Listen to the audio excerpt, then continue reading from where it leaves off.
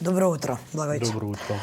Веќе почесто во нашето студио со мала анализа за изборната кампања. Па еве, ќе почнам прво со она што е најактуелно, но и со она што беше актуелно на претходниот изборен циклус, а тоа се бомбите. До кога ќе тераме кампања со прислушувани разговори? Па веројатно бомбите, така наречените бомби, нема да бидат преседани во идните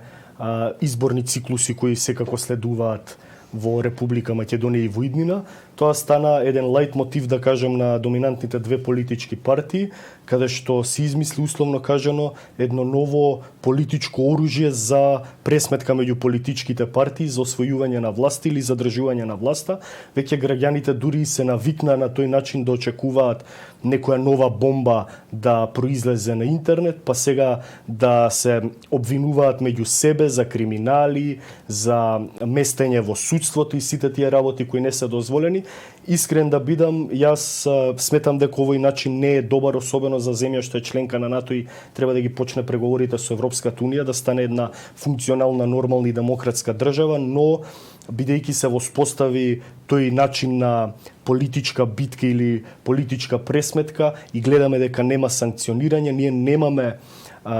органи државни кои може да го забранат овој тип на политичко дејствување или политичко функционирање, и тоа и на едните и на другите им одговара така да ја продолжат нивната политичка пресметка. Сметам дека секој оној што е пристоен граѓанин не би се радувал или не би бил среќен ако после 30 години повеќе партиска демократија, на крајот се сведеме ние понудата од политичките елити и политичките партии да ни биде кој каков прислушкуван материјал ќе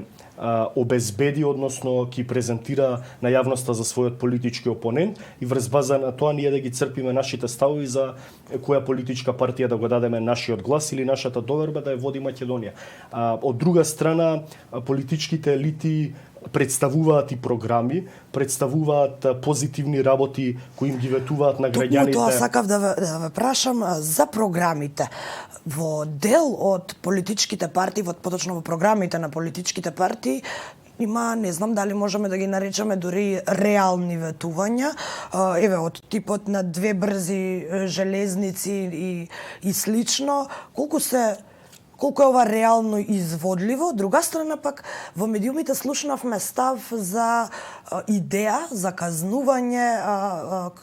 лаги, односно лажни предизборни ветувања. Каде сме ни од едната до другата крајност во степенот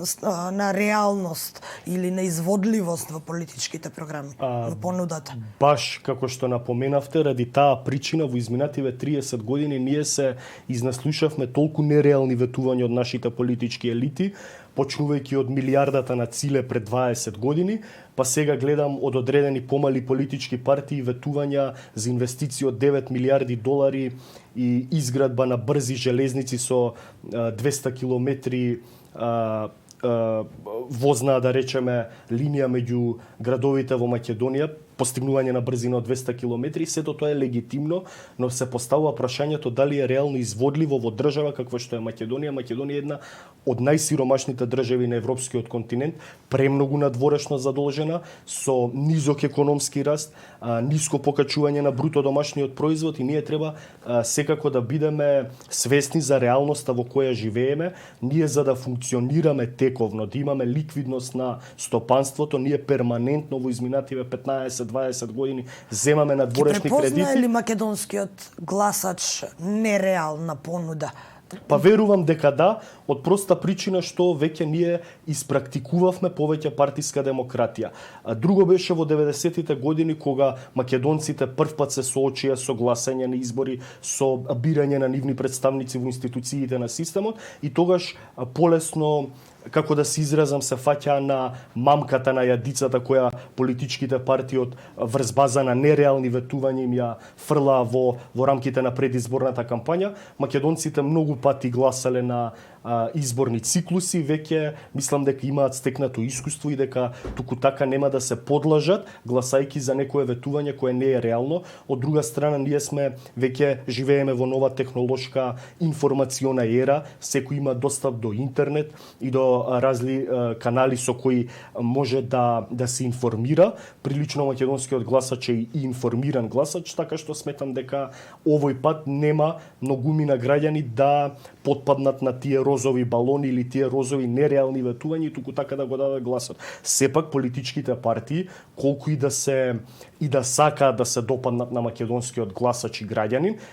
треба да бидат свесни во која држава живееме, како што напоменав, да бидат свесни со политичката и економската и стопанската преце конјуктура со која се соочуваме. Секој од нас сака да живее во држава богата, уредена, со инфраструктура налик на таа на Јапонија и на западните земји, но како што напоменав, ние треба да бидеме свесни дека за да се реализира тоа, ние треба да имаме невероватен економски раст и развој на бруто домашниот производ, да имаме стапка од 10%, па да можеме ние да имаме пари во оптек и истите да ги инвестираме во развој на економијата. Особено во ситуација кога, како што знаеме, сите светот се соочува со оваа невидена економско-здравствена пандемија околу коронавирусот и сите предпоставки се дека бруто домашниот производ и економскиот раст ќе биде во пат или ќе се намали, така што наредната влада која и да е, ќе се соочува со справување од последиците од корона кризата и ќе има ужасно тежок мандат и за реално тековно функционирање, да речеме, за сервисирање на потребите на граѓаните од тип на исплата на плати, на пензии, функционалност на стопанството. Јас не велам дека е лошо да има такви ветувања и никој човек, например, не сака да биде да живее, како што каже, во таква држава и сите сакаме да имаме ние автопатишта, железници и инфраструктурни објекти, но сепак треба да бидеме реални и да се соочиме со реалноста. Ние и на почетокот на емисијата направивме една рубрика со некои сечоци од текот на вчерашниот ден во кампањата, па би сакала да ве поставам едно прашање и за однесувањето на оние кои се тркаат на овие избори. Имено оперскиот пејач Игор Дурловски избегна една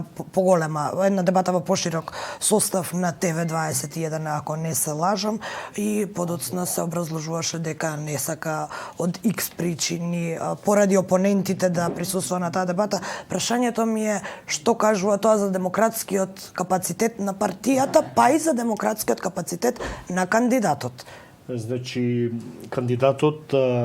не може да го одбере својот опонент, без разлика кој да е, бидејќи тоа спротивната политичка партија си го бира кој ќе биде носител во таа соодветна изборна единица. Граѓаните се тие кои треба да го дадат својот глас и да си го одберат кандидатот кој ќе ги представува во институциите, затоа и се изборите. Јас сум бил од секогаш поборник во Македонија да има што повеќе дебати меѓу политичките конкуренти на сите политички избори, бидејќи ако немаме ние реална дебата каде што граѓаните ќе ги видат ставовите на политичките опоненти кои им се нудат како понуда на политичката сцена,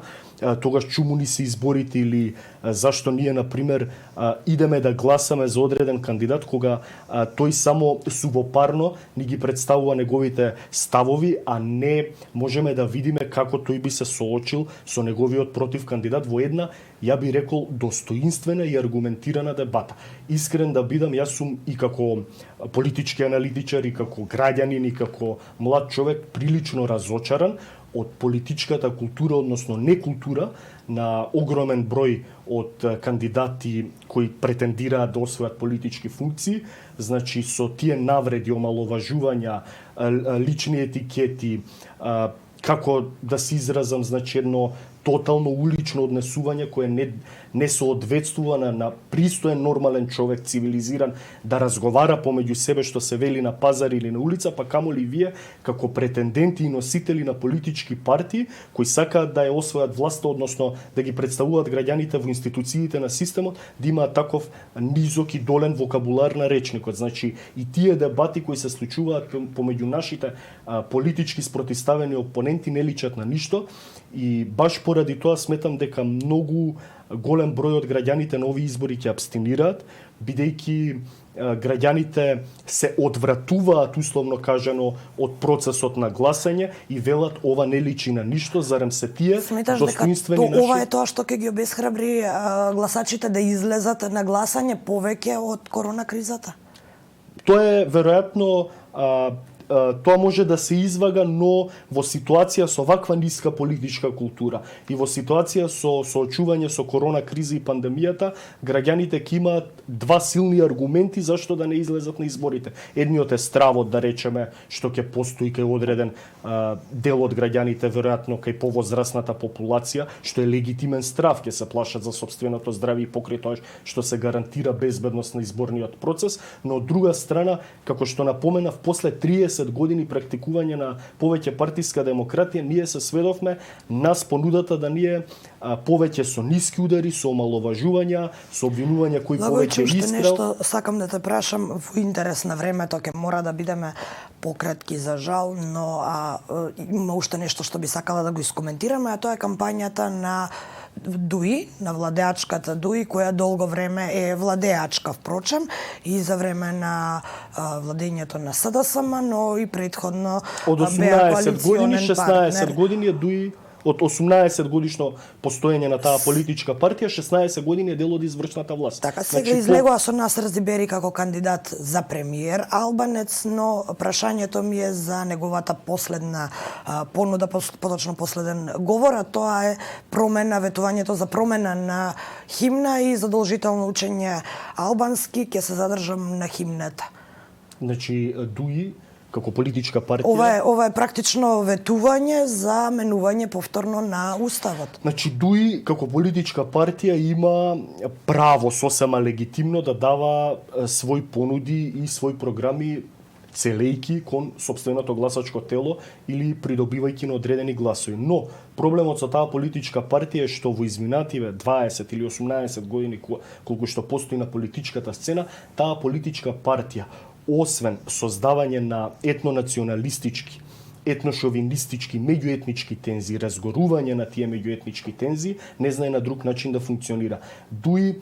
мора да се победи самата себе, доколку сака како политичка партија да екзистира на политичката сцена во Македонија и да излезе од својот етнонационалистички ров. Не може ДУИ да е политичка партија владеачка во Македонија, а да има програма само за Тетово, Гостивар и за Дебор, односно средините во северозападна Македонија, каде што живе исклучиво албанско население. Од друга страна се поставува прашањето. Јас верувам, имам и пријатели голем број на етнички албанци кои воопшто не веруваат веќе во тие етнонационалистички ветувања на ДУИ, бидејќи пред 20 години беше друго време. ДУИ на таа карта играше и добиваше избори. Веќе и ДУИ е прочитана книга од страна на граѓаните албанци, нема да го дадат туку така гласот врз база на тие етнонационалистички ветувања, бидејќи и кај албанците веќе е спласната, да кажеме, таа желба за промовирање на некој етнонационалистички или голем албански националистички занес.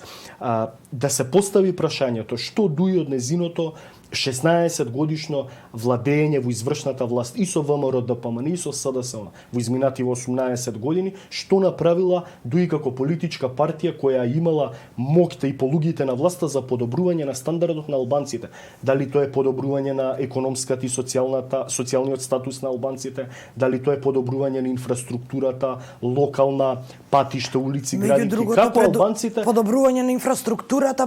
сепак не можеме да го поделиме една од работите кои не би требало да поделиме на етничка не треба да се подели, ама база, затоа што сите имаат корист од тоа. Така е, значи во тие населени места живеат и македонци, и роми, и турци, да речеме, во изборната единица 6, каде што е гласачкото тело на ДУИ. Но јас сум апсолутно најголем противник. Ми е ќе може ли да поставиме постулати каде што ќе бираме на професионална база или на добра, квалитетна и реална програма, или се уште ни одговара, може би, да се занимаваме со тоа е тенденцијата на ДУИ да продолжи да живее во својата природна средина и во својот природен хабитат. Како што кажав, лидерот на СДСМ направи еден пробив на политичката сцена во Македонија, каде што на минатите избори освои околу 40-50 илјади етнички албански гласови, промовирајќи концепт на едно општество за сите, односно трасираше пат за создавање на мултиетнички граѓански партии. Ако тоа Дуи не го разбере со време, Дуи полека ќе слабе. Јас верувам дека ако Дуи доживее порас на овие избори, Дуи не е научена да функционира во опозиција, на Дуи може да и се случи депеизација или педепеизација конкретно постепено да исчезне од политичката сцена. Не може Дуи во наредните 20 години да смета дека само врз база на етно-албански национален шовинизам ќе претендира на албанските гласачи и дека тоа ќе трае вечно и дека Дуи ќе ја дели Македонија, како што е унитарна држава Македонија, ќе ја дели на два етнички политички блокови, ќе ја дели и економски, како што спомнавте вие. Затоа напоменав, Дуи се обраќа исклучиво на гласачите етнички албанци. И врз база на економијата и на инфраструктурата и на стопанството, тие и во своите програми кажуваат ние тоа го направивме за албанците во Тетово, во Гостивар, во Струга каде што живеат. Тоа е срам и така не треба да функционира една унитарна држава. Од друга страна па челниците на Дуи, лидерот Али Ахмети и Бујар Османи, устите Пена Инфатија цело време кажувајќи дека тие се модерна европска партија која Македонија сака да ја види во Европската унија, во НАТО, си препишуваат заслуги. Не можете вие така да функционирате како најдолна примитивна националистичка балканска партија, а од друга страна се промовирате партија за интеграција и партија која се залага за членство во Европската унија. Во Европската унија не се оди со подвоеност по етнички шавови и делење на државата и на етнички блокови, на етнички економски блокови и така натаму. Благојче Танасовски, благодарам за овој разговор.